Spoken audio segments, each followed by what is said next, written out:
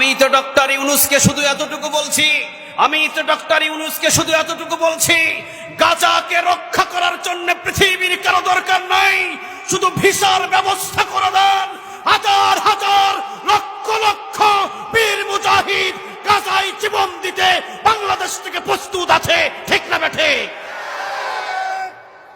হাজার হাজার যুবক প্রস্তুত আছে। যদি গাজায় যাওয়ার শুধু ভিসার ব্যবস্থা করে দেন, দেখেন জীবন কিভাবে দিতে হয়, লড়াই কিভাবে করতে হয়, গাজাকে কিভাবে রক্ষা করতে হয়, বাংলাদেশের যুবকরা সেটা ভালোভাবে জানে। বাংলাদেশের যুবক এত সহজেই তাদেরকে হার মানানো যায় না। 17টা বছর পর্যন্ত এই বাংলার জমিনের ভিতরে যুবকদের উপরে অত্যাচার হয়েছে, যুবকদের গুম করা হয়েছে, যুবকদের ঘুম হারাম করা হয়েছে। এরপরেও বাংলাদেশ থেকে একটি দলকে কেউ মুছে দিতে পারে না।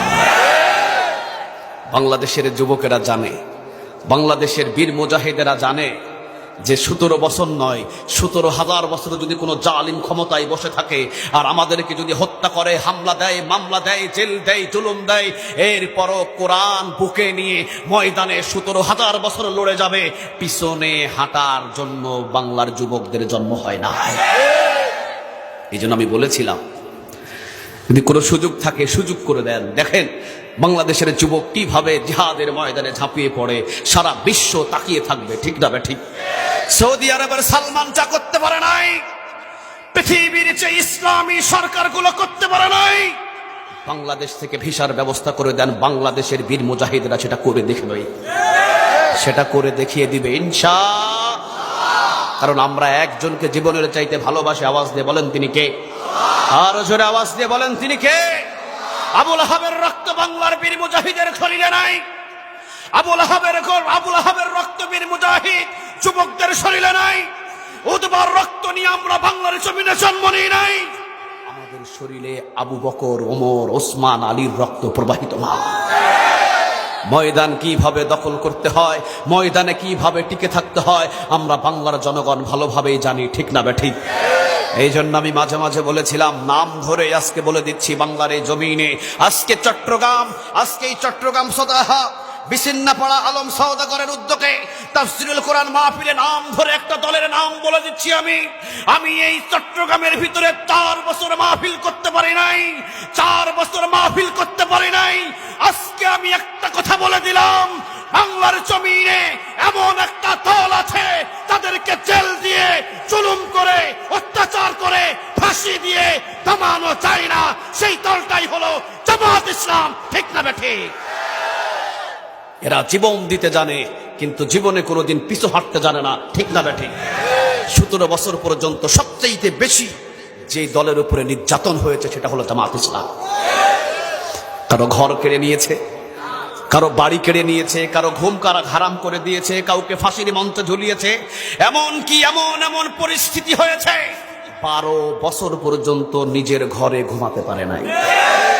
শুধু তাই নয়, বাবাকে ফাঁসিতে ঝুলিয়ে দেওয়া হয়েছে, আবার ছেলেকে আয়না ঘরে 12 বছর বন্দী রাখা হয়েছে। এমন রিপোর্ট নাই, এমন ইতিহাস নাই। তারপরও কি এই দলটাকে হারানো গিয়েছে? কোরআনের একটি হক দল বাংলার জমিনে টিকে থাকবে ইনশাআল্লাহ। আর একটু জোরে বলেন ইনশাআল্লাহ। এই জন্য বিশ্বনবী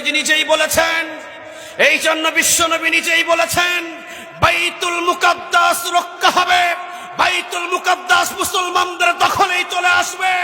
যেমন তেমন কোন কর্মী, যেমন তেমন বাপের সন্তান, যেমন তেমন আল্লাহওয়ালা বাইতুল মুকাদ্দাস দখল করবে না।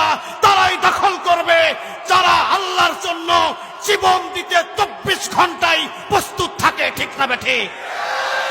তাদের হাতে বাইতুল মুকাদ্দাসটা দখল হবে। এই কথাটা আমার নয়, 1400 বছর আগে বলেছেন মুহাম্মদ সাল্লাল্লাহু আলাইহি ওয়াসাল্লাম। আমাদের বিশ্বাস, যদি ফিলিস্তিনে, যদি গাজায় যাওয়ার মতো বাংলাদেশ থেকে কোনো সুযোগ থাকতো, আল্লাহর কসম সবচাইতে বেশি বাংলাদেশের যুবকদের বেশি পাওয়া যেত।